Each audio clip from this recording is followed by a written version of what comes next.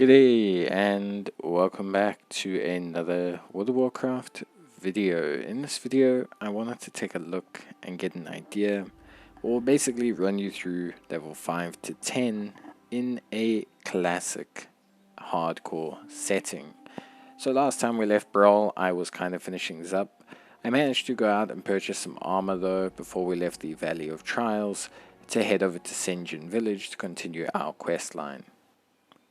So before we did that, we basically just kind of needed to restock up and just, take a look at what we could do to improve our character. The thing is, to be honest with you, buying gear is one of the few ways to give yourself a bit of an advantage. Obviously, dropped gear is always better, but even the extra, armor that you get is honestly worth it, all things considered. Because the thing is, at the end of the day, you really do kind of need to, give yourself the best advantage here. Before we left, we also unlocked Earth Totem or Stone Totem. And this was very important because this enabled us to have some kind of melee damage protection in case we managed to pull one or two more mobs more than we possibly could, or even just one more.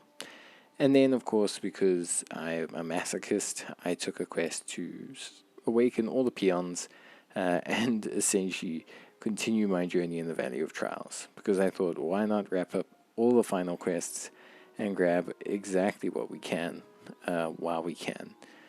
And yes, even I had to enter the Burning Blade Coven for the 15th time to pick up this damn mining pickaxe. But with that quest done and with hitting level 6, I decided to head off to Sen'Jin village, which, honestly speaking, in hindsight, was a horrendous decision that basically caused me to have a small aneurysm as I tried to figure out what to do next. So I arrive at Sen'Jin village.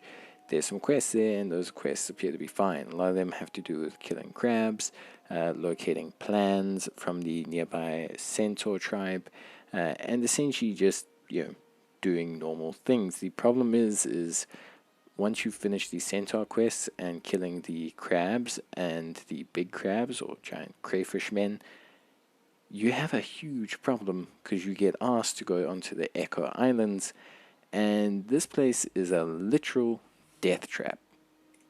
Like I said, here you can kind of see, obviously we're taking out the coal car centaur, and we're collecting the plans, and we're kind of making good progress. This was not too difficult. It really was a super straightforward process. The mobs were quite well spread out, so we didn't have a huge problem.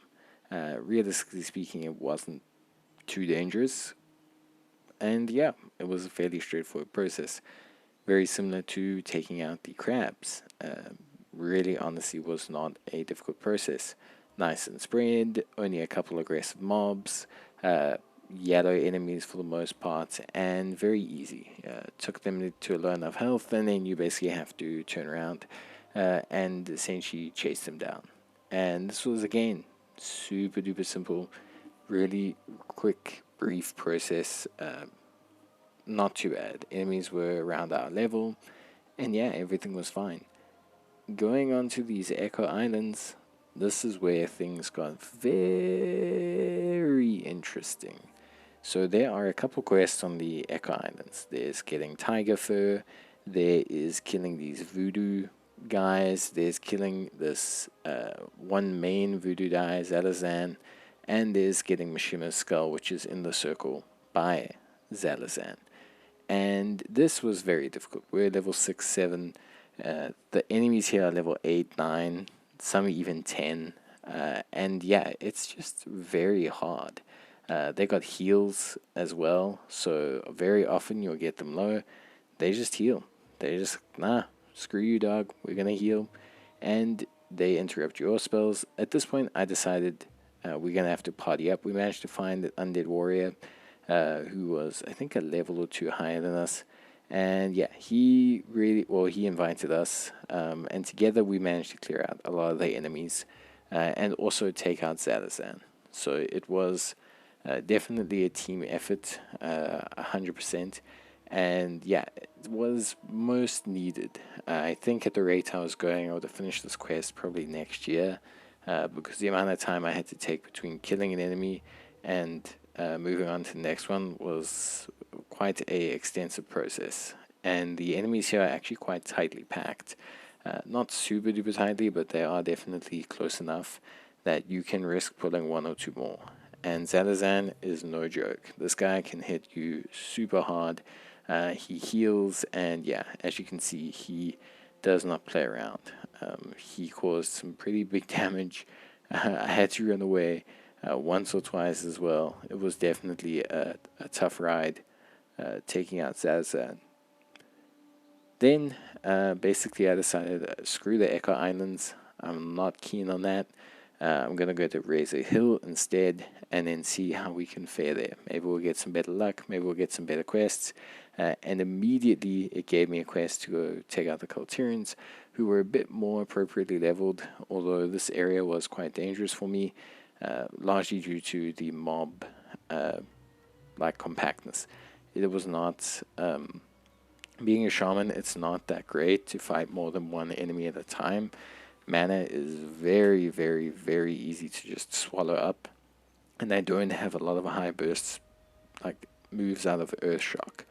So a lot of it is just steady, tedious fighting. I do have Earth Totem and things like that to protect me. But yeah, we basically did a hit and run on the Sergeant here. And as soon as we got rid of him, we just booked down there. We ran all the way through back to Razor Hill, handed in the quests, and then got a whole bunch more. Now, these quests took us quite frustratingly back to Sen'Jin Village and back to Echo Islands, which was very strange. Thanks for that. Grab tall strider eggs. Who the hell thought of that? And there was also a quest to pick up some items from a nearby shipwreck, which was all fairly straightforward. We also managed to hit level 8 and unlock some rank 2 spells. Now, for those of you who don't know, in World of Warcraft Classic, you actually have the ability to use your rank 1 and rank 2 spells at the same time, and they'll have different mana costs. So often, it's actually better, to keep a combination of the different ranks in your toolbar, because it allows you to kind of balance your mana a bit better while still having various attack options. So, for lack of better explanation, you essentially do want to keep some different ranks. Not so important early on, but it definitely can be a factor a bit later on, or if you're trying to min-max your experience. So, check for your class, see if there's options, but yeah. Next, we had to take on some Razormane Quillbore, and at this point, the grind was well set in motion. We had a couple more spells. We had Elemental Shield. I had Slowing Totems, Taunt Totems. So although we were still fighting generally one enemy at the same time, I was able at this point to fight one enemy and then kind of reel in a second one, or at least very swiftly move to a second one. So our speed was increasing. We were definitely feeling a little bit more powerful, a little bit more cohesive, and yeah, I definitely felt like there was a momentum shift in the grind. So, I think the first 3 levels, 6, 7, 8, took me a long time. It took me 3 hours or so, whereas level 8.5 to 10 took me an hour. It was just a big shift in the speed at which I did things, access to more spells, more control, more CC, more deflection, more damage reduction just made things way easier. And we started really clearing out the quests and starting to explore. The final quest I took, although I haven't finished it yet, was to find this lady's son who pulled her of mice and men and ran away. And yeah, managed to farm some mobs. I decided to farm some mobs to kind of clear up to level 10, because I wanted to get that power boost moving into the next set of quests, and realistically just kind of come out a bit stronger and a little bit more in control of things. This was also where we pick up our first talent, which I immediately placed into mana reduction for Elemental Shaman, Because, yeah, 1% damage increase or a 2% decrease in mana cost, yes please. Anything to reduce my mana cost is big. But yeah, that's basically it for me. Honestly, really enjoying the classic hardcore experience. I have a friend who's at level 15 or so on a character. So as soon as I get to level 15, we're going to probably party up, and we'll see how things go from there. So this is the Adventures of Brall, and we got to level 10 so far. So let's try and get to level 15. But that's going to be it for me. And yeah, thank you so much for watching. I'll see you guys in the next one. Till then, take care and bye.